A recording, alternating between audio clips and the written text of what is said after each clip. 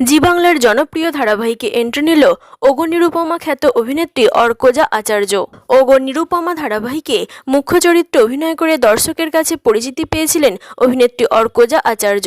এরপর জি বাংলায় মিঠাই ধারাবাহিকে ধারা চরিত্রে অভিনয় করে ব্যাপক খ্যাতি পান তিনি। এই অভিনেত্রীকে শেষবারের মতো দেখা গিয়েছিল আকাশ আটে কড়ি দিয়ে কিনলাম ধারাবাহিকে। তবে বহুদিন পর আবারও একবার জি বাংলার পর্দায় ফিরছেন অভিনেত্রী অর্কজা আচার্য।